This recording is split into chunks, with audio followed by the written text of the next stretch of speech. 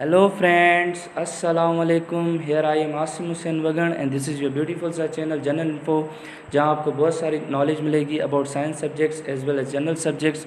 तो आज हमारी मेडिकल साइंस की मेन टॉपिक है ब्लड। तो आज हम पढ़ेंगे कि ब्लड क्या है, उसको डिफ़ाइन करेंगे और ब्लड किन किन चीज़ों की बनी हुई होती है। तो आज हम सबसे पहले डिफ़ाइन करें कि व्हाट इज़ ब्लड। तो अगर हम ह्यूमन बॉडी का एग्जांपल ले लें तो in a human body it is a red viscous connective tissue which connects various organs of body to each other. यानी ये जो ब्लड होता है वो एक रेड विस्कस कनेक्टिव टिश्यू होता है जो हमारी बॉडी में वेरियस ऑर्गन्स को एक दूसरे से कनेक्ट करता है। उसकी कैसे होता है कि जब हम खाना खाते हैं वो इंटेस्टाइन में जाता है और वहाँ पर डाइजेस्ट होकर एब्जॉर्ब हो जाता है। तो वो डायरेक्ट एब्जॉर्ब कहाँ होता है? ब्लड में। तो ब्लड उसे हेपाटिक पोर्टल सिस्टम से लेके लिवर तक ले जाती है।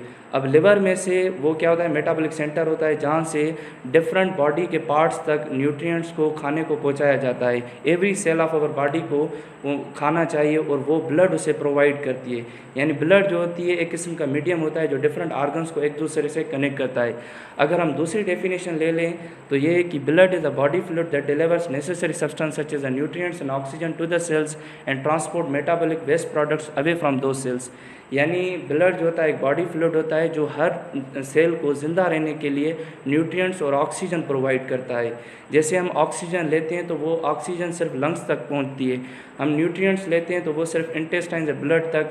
अब उस ब्लड का काम होता है कि यहाँ लंग्स से लेके oxygen every cell of our body तक पहुँचाए और ऐसे ही न्यूट्रिएंट्स को डाइजेस्टेड न्यूट्रिएंट्स को every cell of our body से मीन लिवर से लेके सब ऑर्गन्स तक उसे पहुँचाता है। तो यही ब्लड का काम होता है, यही ब्लड का फंक्शंस होता है, यही इसकी डेफिनेशन होती है।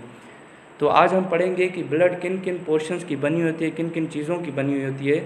तो मेनली ब्लड जो होती है वो दो पार्ट्स में डिवाइड की गई हुई है। एक होता है उसका प्लाज्मा और दूसरा होता है ब्लड सेल्स। यानी एक प्लाज्मा और दूसरा ब्लड सेल्स पोर्शन होता है। अब प्लाज्मा क्या होता है? प्लाज्मा होता है it is a colourless fluid which constitute about 55% of blood. यानी जो ब्लड होती है वो मोस्ट ऑफ द जो उसका ब्लड का पोर्शन होता है वो प्लाज्मा का बना हुआ होता है और ख़ुद प्लाज्मा जो होता है एक कलरलेस फ्लूइड होता है जो ब्लड का 55% बनाता है। और इम्पॉर्टेंट पॉइंट्स जो होती हैं प्लाज्मा की, खुद की अगर प्लाज्मा की कंपोजिशन देखें तो वो किन किन चीज़ों की बनी हुई होती है तो वो it is consisted of 90 to 92% of water. ये 90 to 92% वाटर की बनी होती है और रिमेनिंग जो 8-10% है वो अमाइनो एसिड्स की, ग्लूकोज की और साल्ट्स की। और इम्पॉर्टेंट पॉइंट ये होती है कि प्लाज्मा खुद प्रोटीन्स की बनी होती है और वो प्रोटीन्स कौन सी होती हैं? Albumin, globulin, fibrinogen. ये वो प्रोटीन होती हैं जो प्लाज्मा में मौजूद होती है। तो इसलिए हम कहते हैं कि प्लाज्मा प्रोटीन्स, यानी प्लाज्मा में प्रोटीन्स मौजूद होती हैं और वो कौन सी होती हैं? Albumin, globulin and fibrinogen.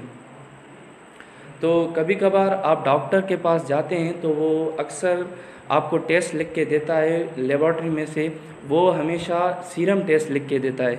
तो कभी कभार आपने सीरम भी पढ़ा होगा और प्लाज्मा में पढ़ा होगा।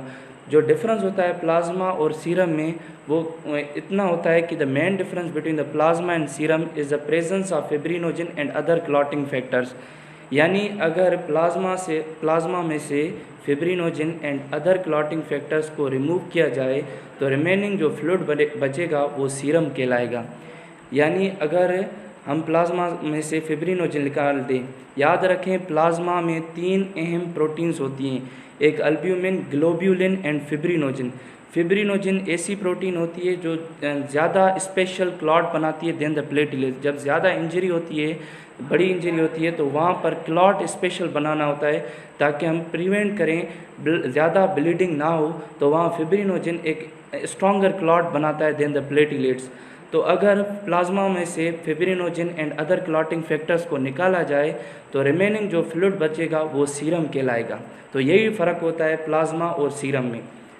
तो यही हमारा प्लाज्मा में और सीरम का मैंने जो फ़र्क है वो आपके सामने एक स्लाइड में रखे हैं कि जब इनमें से प्लाज्मा में क्लॉटिंग फैक्टर्स को रिमूव किया जाता है तो हमारे पास सीरम बचती है और usually it is use for the diagnosis. हम यूजुअली डॉक्टर्स जो टेस्ट लेते हैं, जो लेबॉरेटरी के टेस्ट लिख के देते हैं, वो हमेशा सीरम के फॉर्म में लिख देते हैं। और दूसरा जो ब्लड का पोर्शन होता है वो होता है ब्लड सेल्स पोर्शन। यानी एक फ्लूइड का पोर्शन होता है और दूसरा सेल्स का पोर्शन होता है। जो सेल्स का पोर्शन होता है वो दो हिस्सों में बांटा गया है, एक हेमाटोक्रिट और बफीकोट। जो हेमाटोक्रिट है basically it determines the ratio of volume of red blood cells to the actual volume of blood. Simply haematocrit बताता है कि उस ब्लड में कितने आरबीसीज हैं, कितने रेड ब्लड सेल्स हैं, जिनकी वजह से ब्लड का कलर रेड है, उनकी प्रोपोर्शन ब्लड में कितनी है, यानी ब्लड कितने आरबीसीज कंटेन कर रहा है, जितने ज़्यादा कंटेन करेगा उतना हेमाटोक्रिट ज़्यादा आएगा। और नॉर्मली ऑब्ज़र्व किया गया है कि ब्लड का हेमाटोक्रिट 40 to 45% है। और ये कैसे हमने ऑब्टेन किया कि 40 to 45 का मतलब ये है कि अगर 100% वॉल्यूम ले लें ब्लड का तो उसमें 40 to 45% ओनली आरबीसीज होंगे। और ये वैल्यू कैसे मालूम किया जाता है, यूजुअली लेबॉर्ट्रीज़ में it is obtained in laboratory by the centrifugation machine. Usually एक सेंट्रीफ्यूगेशन मशीन होती है जिसमें एक ब्लड का सैंपल लिया जाता है। तो सैंपल लेने के बाद क्या होता है कि उसे रोटेट किया जाता है सेंट्रीफ्यूगेशन मशीन में। जब सेंट्रीफ्यूगेशन मशीन में इसे ज़्यादा स्पीड से रोटेट किया जाता है तो तकरीबन कुछ वक्त के बाद आप देखेंगे कि जो ब्लड सैंपल ट्यूब में लिया गया, जो सेंट्रीफ्यूगेशन मशीन में रखा गया, तो वो दो हिस्सों में आपको डिफ्रेंशिएटेड होकर आके देखेगा। और ऊपर वाला जो पोर्शन होगा वो ओनली फ्लूइड का होगा, कलरलेस फ्लूइड जिसे हम प्लाज्मा कहते हैं, वो ज़्यादा बड़ा होगा। और नीचे जो होगा मोर ब्राइटर देन द ब्लड होगा पोर्शन, यानी बहुत रेड होगा, वो पोर्शन हमको हेमाटोक्रिट के फॉर्म में नज़र आएगा। और हेमाटोक्रिट क्या बताता है, ये बताता है कि ब्लड में कितने आरबीसीज हैं, उनका वॉल्यूम कितना है to the actual volume of the blood. जितना हेमाटोक्रिट ज़्यादा होगा उसका मतलब उतने आरबीसीज उस ब्लड में ज़्यादा होंगे। और इतना ऑब्ज़र्व किया गया कि अगर 1 माइक्रो लीटर ऑफ ब्लड अब अगर हम लेंगे तो उसमें 4.7 to 5.2 मिलियन आरबीसीज होंगे। इतने ज़्यादा आरबीसीज होंगे इतने थोड़े ब्लड के अमाउंट में। अगर 1 माइक्रोलीटर बहुत कम है उसमें 4.7 to 5.2 मिलियन आरबीसीज होंगे। और ये वेरिएबल हैं, यूजुअली मेल में जो कंसीडर किए गए हैं तो वो average 5.2 million RBCs in adult mail होते हैं, और फीमेल में 4.7 मिलियन आरबीसीज होते बहुत हैं। तो आरबीसीज़ को हम इंशाल्लाह नेक्स्ट चैप्टर में बहुत ज़्यादा डिफ़ाइन करेंगे, कहाँ बनते हैं और उनसे रिलेटेड डिजीज़ कहाँ कैसे बनते, कौन से हार्मोन परफॉर्म फंक्शन करते हैं, तो वो हम डिस्कस करेंगे इंशाल्लाह इन द नेक्स्ट चैप्टर। आज ये बताएंगे कि आरबीसीज़ जो होते हैं वो नॉन न्यूक्लिएटेड एंड बायोकॉन्केव सेल्स होते हैं, और इनकी लाइफ स्पेन जो होती है 120 दिन होती है। यानी ये 120 दिन यानी 3 महीने के बाद जो पुराने आरबीसीज होते हैं वो रिप्लेस होते हैं न्यू आरबीसीज से, पुराने डिस्ट्रॉय हो जाते हैं और न्यू बनते हैं आरबीसीज। यही हमने हेमाटोक्रिट में पढ़ा कि आरबीसीज की तादाद कितनी होती है। और आरबीसी खुद जो होते हैं उनके पास न्यूक्लियस नहीं होता, ये नॉन न्यूक्लिएटेड होते हैं और यूजुअली बायोकॉन्केव होते हैं, यानी उनकी साइड्स जो होती है वो अंदर की तरफ कर्व होती है, स्पेरिकल नहीं होते हैं। और इनकी जो लाइफ स्पेन है 120 दिन है, यानी ये 120 दिन ही ज़िंदा रहते हैं। 120 दिन के बाद न्यू आरबीसीज बनते हैं और पुराने डिस्ट्रॉय हो जाते हैं इन द स्प्लीन। तो ये आपके पास सेंट्रीफ्यूगेशन का प्रोसेस है। जब सेंट्रीफ्यूगेशन में एक ब्लड सैंपल ले जाता है और वहाँ सेंट्रीफ्यूगेशन मशीन में रखते हैं, तो जब उसे ज़्यादा रोटेट कराने के बाद हम देखते हैं कि जो ब्लड सेल्स हैं वो नीचे आके सेटल डाउन हो जाते हैं और उसे हम हेमाटोक्रिट कहते हैं। और ऊपर वाला पोर्शन क्या होता है, प्लाज्मा होता है, जो एक कलरलेस फ्लूइड के फॉर्म में होता है। पर एक स्पेशल पॉइंट ये भी है कि प्लाज्मा और रेड ब्लड सेल्स के बीच में भी एक थर्ड पोर्शन होता है, यानी ऊपर वाला तो प्लाज्मा है, नीचे वाला आरबीसीज है, हेमाटोक्रिट है, पर बीच में भी एक पोर्शन होता है जिसे हम कहते हैं बफी कोट। और वो बफी कोट जो होता है वो वाइट ब्लड सेल्स का एंड प्लेटिलेट्स का बना हुआ होता है। यानी मैं अगेन रिवाइज करता हूँ इस पॉइंट को। तो जब ब्लड का सैंपल सेंट्रीफ्यूगेशन मशीन में रोटेट किया जाता है तो ऊपर वाला पोर्शन जो हमें कलरलेस फ्लूइड नज़र आएगा उसे हम प्लाज्मा कहते हैं, नीचे वाला रेड ब्लड सेल्स वाला पोर्शन जिसे हम हेमाटोक्रिट कहते हैं, और बीच में एक वाइट कलर में आपको अपीयर होगा, usually it is a buffy coat होगा, और वो बना हुआ होता और उसकी जो वॉल्यूम होगी about less than 1% to the actual volume of the blood. यानी ब्लड में से 100% में से ये 1% से भी कम वॉल्यूम ऑक्यूपाई करता है बफी कोट, और वो white blood sales and platelets का बना हुआ होता है। तो आओ आज डिफ़ाइन करते हैं कि व्हाट इज़ बफ़ी कोट एंड वो किन किन चीज़ों का बना होता है। तो ब्लड का जो ओवरऑल वॉल्यूम होता है उसमें से लेस देन 1% जो वॉल्यूम ऑक्यूपाई करता है वो बफ़ी कोट ऑक्यूपाई करता है। और बफ़ी कोट खुद वाइट ब्लड सेल्स का बना होता है और वाइट ब्लड सेल्स को स्पेशल नेम दिया जाता है जिसे हम कहते हैं ल्यूकोसाइट्स। और दूसरा होता है प्लेटिलेट्स जिसे हम कहते हैं थ्रोम्बोसाइट्स। इनको अलग अलग डिफ़ाइन करेंगे। तो आओ पहले हम वाइट ब्लड सेल्स को डिफ़ाइन करते हैं। ये आपके सामने पिक्चर है कि जब हम सेंट्रीफ्यूगेशन मशीन में 2 ट्यूब में एक ब्लड का सैंपल लेते हैं और उसको रोटेट करवाते हैं। रोटेट करवाने के बाद हम देखते हैं कुछ वक्त के बाद आप देखेंगे कि जो ब्लड होगी वो नॉर्मली 2 पोर्शंस में डिवाइड होती दिखेगी आपको। बीच वाला आपको इतना क्लियर नज़र नहीं आएगा, 2 आपको क्लियर नज़र आएंगे।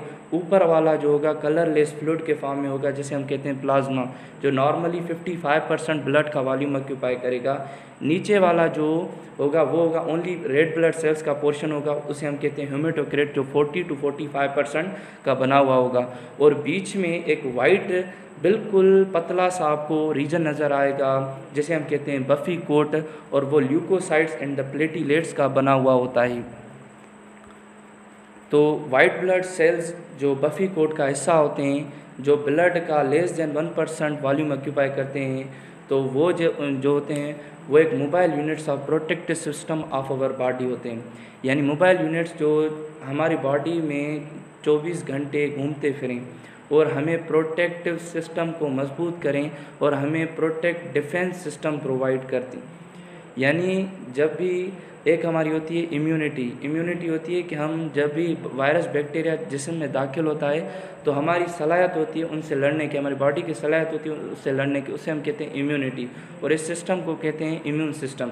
तो immune system usually white blood sales का बना हुआ होता है, क्योंकि वाइट ब्लड सेल्स जो होते हैं जब भी वायरस बैक्टीरिया जिस्म में दाखिल होता है तो ये उनके खिलाफ लड़ते हैं और हमारी बॉडी को डिफेंस प्रोवाइड करते हैं इन हार्मफुल बैक्टीरिया और वायरसेस से। और ये न्यूक्लिएटेड सेल्स होते हैं। आरबीसीज न्यूक्लिएटेड नहीं होते हैं, white blood cells nucleated cells होते हैं। और in an adult average WBCs are found to be about 7000 cells per microlitre. यानी अगर एक अडल्ट का 1 माइक्रोलीटर ब्लड लिया जाए और उसमें हम काउंट करेंगे कि तकरीबन एवरेज अडल्ट में जो होते हैं वो 7000 सेल्स होते हैं WBCs के। यानी इनकी मिकदार बहुत कम होती है एज़ कम्पेयर टू RBCs। जहाँ RBC मिलियंस में होते हैं तो ये ओनली 7000 होते हैं, पर वैल्यू फिक्स नहीं है 7000।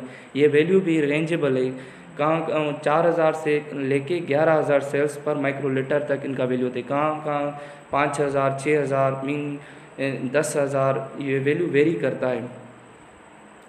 और वाइट ब्लड सेल्स के कुछ क्लासेस होते हैं, उनमें ये डिफरेंशिएटेड होते हैं। तो वाइट ब्लड सेल्स जो मोस्ट ऑफ द अबंडेंट जो वाइट ब्लड सेल्स हैं होते हैं वो इन द फॉर्म न्यूट्रोफिल्स होते हैं, जो 62% WBCs जो होते हैं वो न्यूट्रोफिल्स के होते हैं। और इजनोफिल्स 2.3% होते हैं। बेजोफिल्स जो होते हैं वो 0.4%, मोनोसाइट्स जो होते हैं 5.3%, लिम्फोसाइट 30%। यानी ये सब WBCs हैं और जिसमें सबसे ज़्यादा अबंडेंट कौन से होते हैं वो न्यूट्रोफिल्स होते हैं। और दूसरे नंबर पे कौन से होते हैं, लिम्फोसाइट्स होते हैं। तो ऐसे इनकी क्लासेस हैं, ऐसे इनकी परसेंटेज होती हैं। तो मैं नॉर्मली अगर मैं life span white blood sales की बात करूं तो ये कहाँ पर भी फिक्स नहीं है, यूजुअली इनके एवरेज लिया जाता है।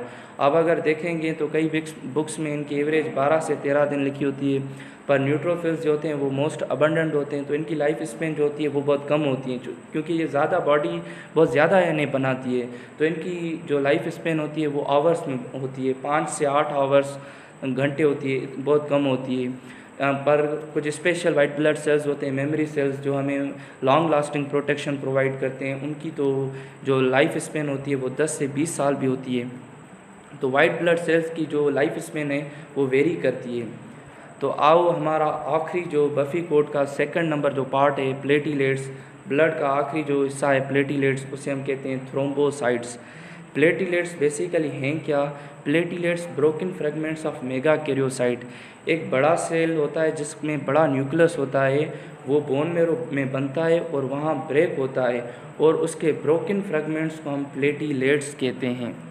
यानी एक बड़ा न्यूक्लियस वाला सेल होता है, वो जब टूटता है तो उसके ब्रोकन फ्रेगमेंट्स को हम प्लेटिलेट्स कहते हैं।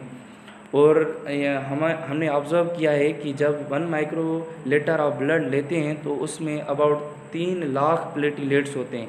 एक ब्लड का 1 माइक्रो लीटर ऑफ ब्लड ले लें तो जिसमें हमने दूसरे WBCs भी देखें तो वो 7,000 थे और RBCs मिलियंस में थे, तो वहाँ प्लेटलेट्स जो हैं वो 3 लाख की तादाद में। About it is estimated that 30,000 platelets per day बनते हैं हमारी बॉडी में पर माइक्रो लीटर। और लाइफ स्पेन जो होता है इनका 10 दिन होता है, यानी जो पहले दिन पे 30,000 प्लेटलेट्स बनते हैं वो 11वें दिन पर रिप्लेस होते हैं न्यू 30,000 प्लेटलेट्स से। तो ये प्लेटलेट्स का काम क्या होता है कि ये ब्लड क्लॉटिंग में काम आते हैं, यानी हमारा ब्लड लॉस ना हो, ब्लीडिंग होती है तो ज़्यादा ब्लड लॉस ना हो, तो कुदरत ने ब्लड को quality the in the form of platelets, तो वो खुद का लॉस रोक सकते हैं और वहाँ पर क्लॉट बनाते हैं और क्लॉट बनने से ब्लड का लॉस कम हो जाता है। तो मैंने पहले ही कहा कि प्लाज्मा में एक प्रोटीन होती है जिसे हम कहते हैं फिब्रिनोजन का काम होता है, उसका भी काम होता है ब्लड क्लॉटिंग, इसका भी काम होता है ब्लड क्लॉटिंग, पर वो जो फिब्रिनोजन क्लॉट बनाता है वो स्ट्रॉन्गर बनाता है देन द प्लेटलेट्स। जब ज़्यादा इंजरी बड़ी होती है तो वहाँ फिब्रिनोजन स्ट्रॉन्गर क्लॉट बनाता है देन द प्लेटलेट्स। तो होप ये एक जनरल ओवर रिव्यू था ब्लड का कि ब्लड क्या है, किन उसकी डेफिनेशन क्या है, उसके फंक्शंस क्या है और वो किन किन पोर्शंस में डिवाइड हो चुकी होती है और किन किन सेल्स की बनी होती है। मैंने सब ओवरव्यू आपको दिया। इंशाल्लाह इन सब को हम अगले लेक्चर में डीप में पढ़ेंगे। होप आपको ये लेक्चर पसंद आया होगा। अगर आपको पसंद आया है तो प्लीज़ हमारे पेज को सब्सक्राइब करें और हमारे वीडियो को लाइक भी ज़रूर करें।